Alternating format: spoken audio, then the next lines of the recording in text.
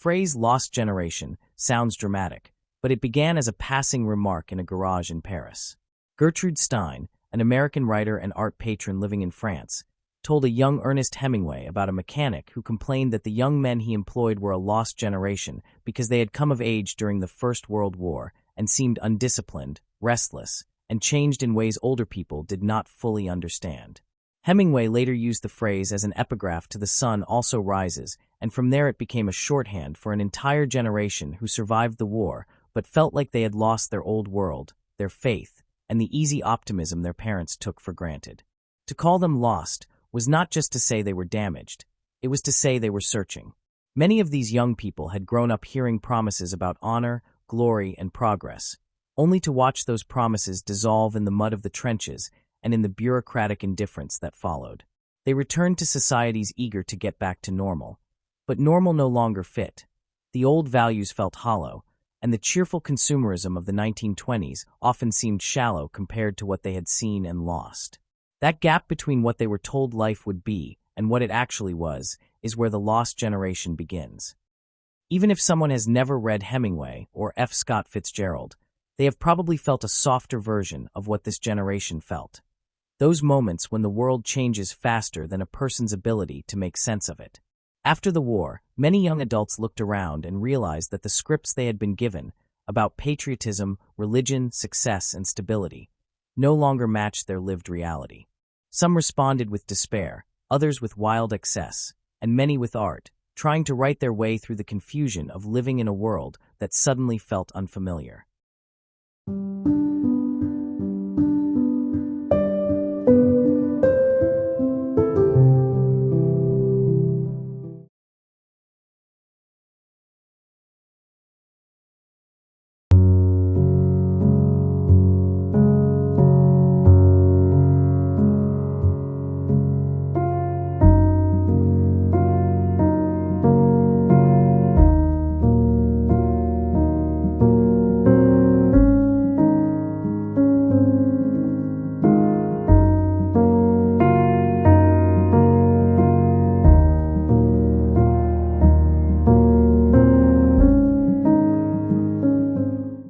World War I was supposed to be the war to end all wars, a righteous conflict that would prove the strength of nations and secure a better future. For many who later became part of the lost generation, the war instead revealed modern killing on an unprecedented scale. Machine guns, poison gas, barbed wire, and artillery that turned landscapes into wastelands and reduced human bodies to statistics on casualty reports.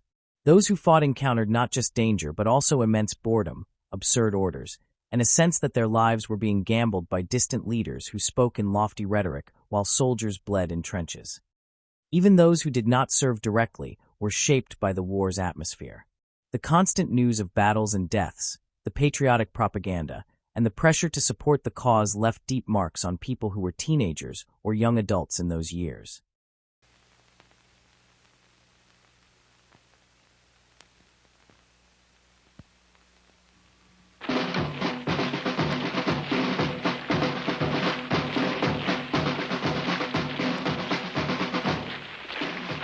August 1914. The leading nations of Europe prepared to go to war.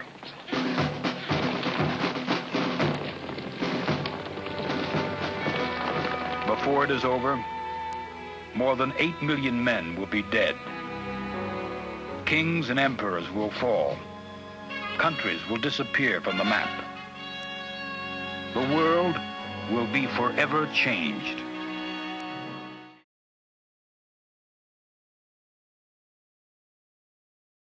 In the 1920s, many of these disillusioned young Americans did something radical.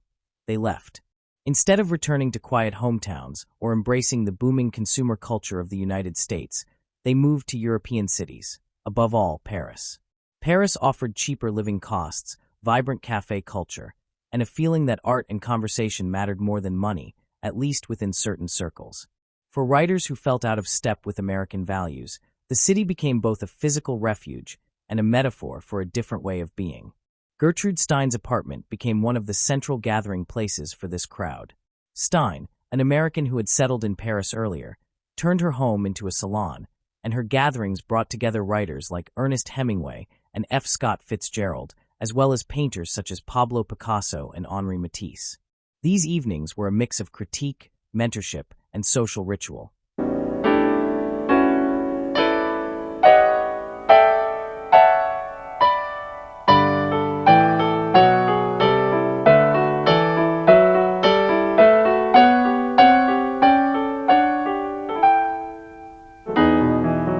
Gertrude Stein came to Paris in 1903 to join her brothers Leo and Michael. As the Stein family built up the world's first collection of modern art, Gertrude began to write in earnest. Gertrude Stein, rich in enthusiasm but modest in means, and then about as unknown as a writer as Picasso was as a painter, began her famous and eclectic Picasso collection. For her first Picasso, she and her brother Leo paid 150 francs, and all three quarreled about the picture's merits. It was an early, exquisite, conventional nude. Miss Stein, who was already ripe to prefer stranger sights in art, thought the girl looked classically flat-footed.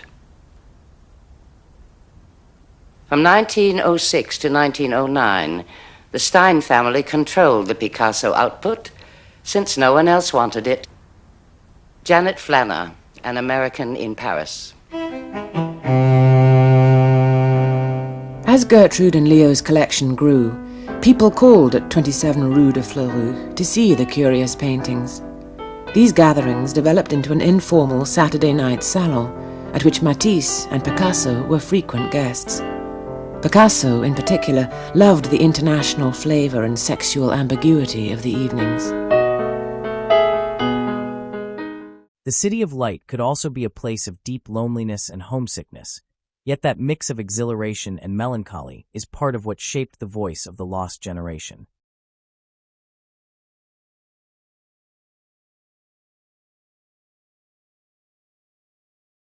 Across the different lives of the lost generation, certain themes repeat like a chorus. One of the most powerful is disillusionment. This disillusionment does not simply produce cynicism. It often produces a deeper longing for something genuine, even if no one knows exactly what that is. The characters in Lost Generation novels drink too much, travel too far, fall into love affairs that flame out, and chase thrill after thrill, but underneath there is often a quiet question. What, if anything, will finally feel real? Another recurring theme is escape, geographic, emotional, and psychological. Many of the writers left the United States, hoping that Europe's older streets and looser social rules would offer breathing room from the pressures and expectations back home. In their stories, characters escape into parties, into travel, into work, into fantasies of romance or success, always trying to outrun the sense of pointlessness that shadows them. Yet escape is rarely complete. The war, the losses, and the questions follow them, surfacing in moments of silence between songs or in the quiet after a big night. And then there is searching. If the Lost Generation were simply about destruction and despair, their work would not continue to resonate. What draws people back to their books is the sense that despite everything, these writers kept looking for meaning. Through art, through relationships, through the simple act of paying attention to the details of daily life. In that way, their lostness feels familiar to anyone who has lived through rapid change, political turmoil, or personal upheaval, and has had to build a new sense of purpose from the ruins of old expectations.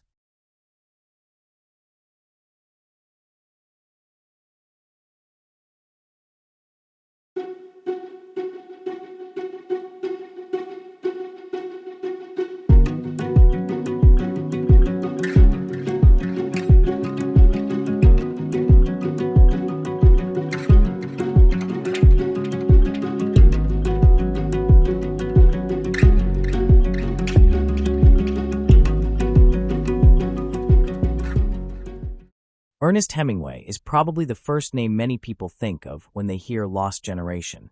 He served as an ambulance driver on the Italian front during World War I, where he was seriously wounded, a trauma that would echo through his fiction. After the war, he worked as a journalist and eventually moved to Paris, where he honed a style that was radically different from the elaborate prose of the 19th century. His sentences were short, his dialogue stripped down, and his descriptions precise, like someone telling the truth with as few words as possible. because too many words had already been used to lie. In novels like The Sun Also Rises and A Farewell to Arms, Hemingway wrote about characters who drink, travel, fall in love, and try to live, all while carrying invisible wounds from the war. The glamour of bullfights and cafes in The Sun Also Rises is undercut by a sense of emptiness. The characters keep moving, but rarely find what they are searching for. In A Farewell to Arms, the love story unfolds against the brutality of the Italian front, and the book's bleak ending refuses any comforting illusion that sacrifice guarantees a happy outcome. No writer who knows the great writers who did not receive the prize can accept it other than with humility. There is no need to list these writers. Everyone here may make his own list according to his knowledge and his conscience.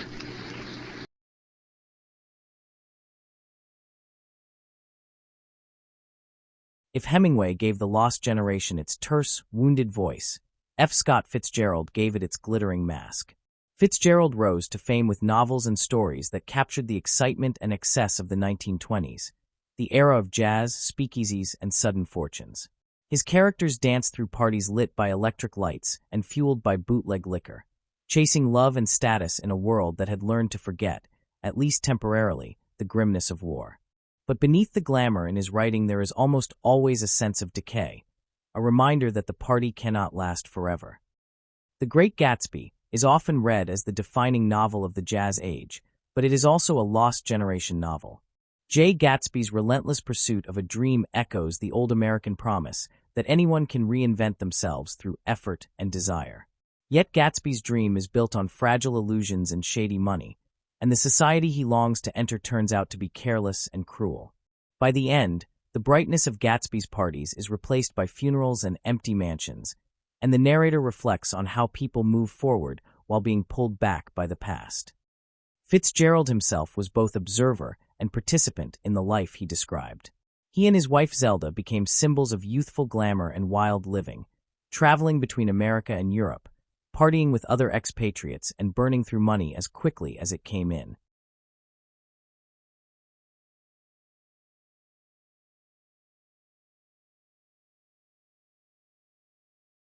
The Lost Generation did not exist in a vacuum.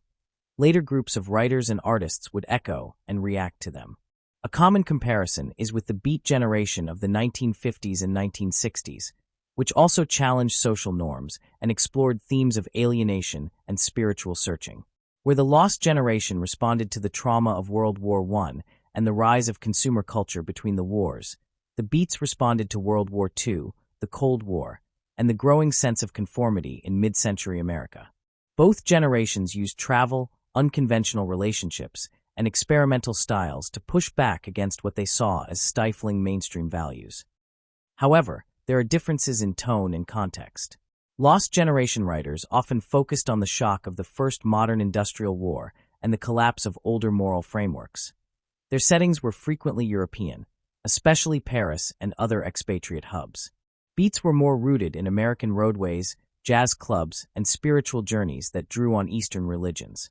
If the Lost Generation's mood is one of wounded disillusionment after a singular catastrophe, the Beats radiate a more restless, sometimes rebellious energy in the face of ongoing, diffuse anxieties.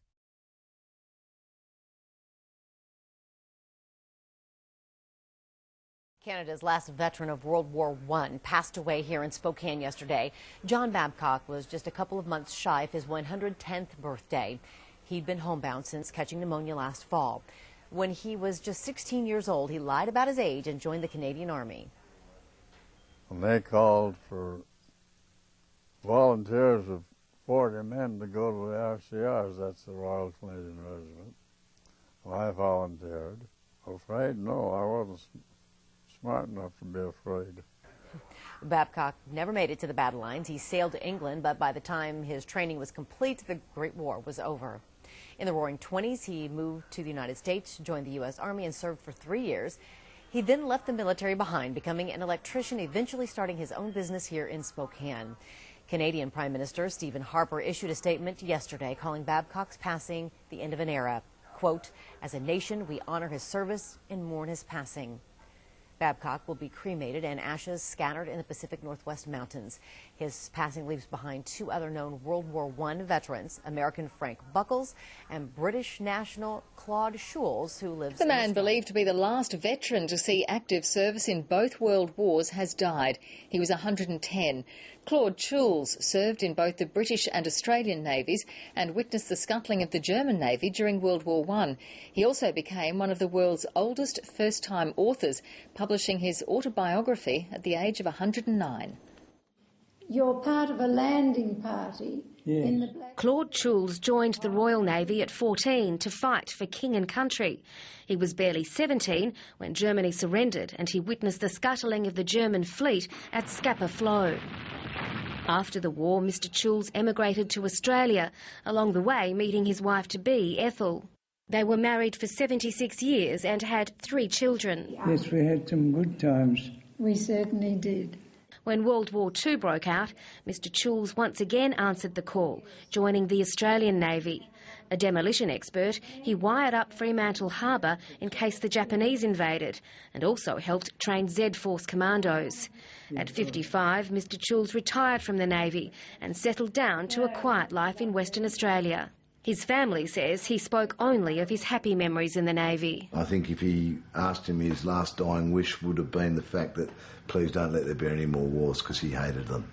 He wrote his memoirs in the 1980s, but the manuscript lay untouched for decades, until in 2009, at the age of 109, his book The Last of the Last was published.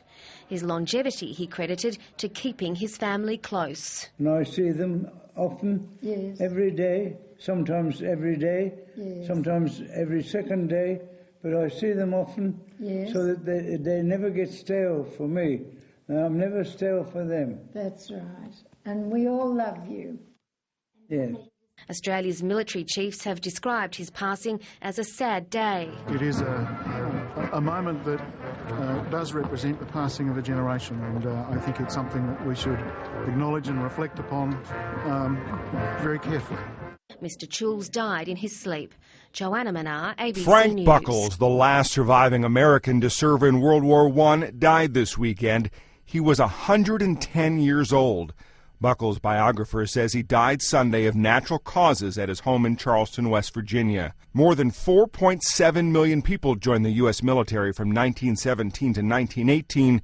As of spring 2007, only 3 were still alive. We recognize a group of Americans who served in the Great War and lived to tell of it for the better part of a century.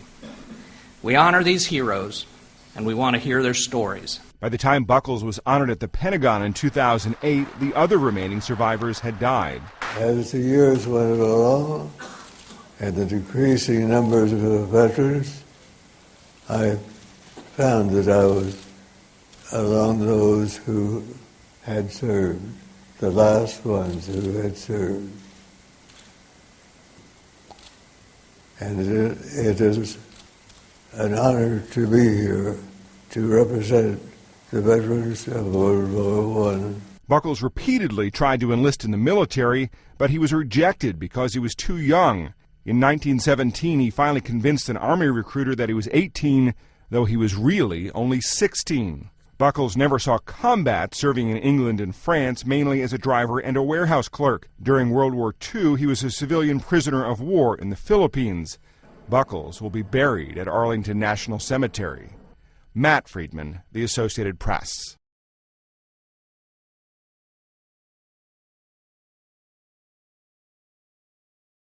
More than a century after World War I, the lost generation still speaks to people who feel overwhelmed by crises they did not choose.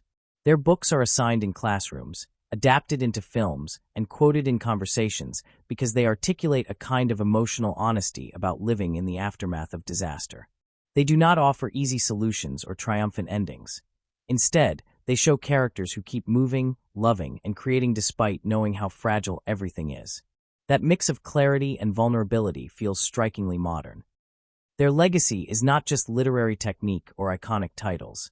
It is also the permission they give later generations to question inherited stories. By confronting the gap between patriotic speeches and battlefield realities, between romantic ideals and unequal relationships, They demonstrated that art could be a place for uncomfortable truths. In a world that continues to wrestle with war, economic upheaval, and rapid social change, that willingness to look reality in the face and still reach for meaning is a gift. For some, the lost generation can feel less like a distant historical label and more like an earlier wave in a long tide of people trying to make sense of chaos. Their lostness becomes relatable when one thinks about economic recessions, pandemics, climate anxiety, or political polarization, moments when the future seems uncertain and familiar paths stop working. Reading or revisiting their work is not about glorifying their suffering, but about recognizing that confusion and pain can also produce insight, empathy, and new forms of expression.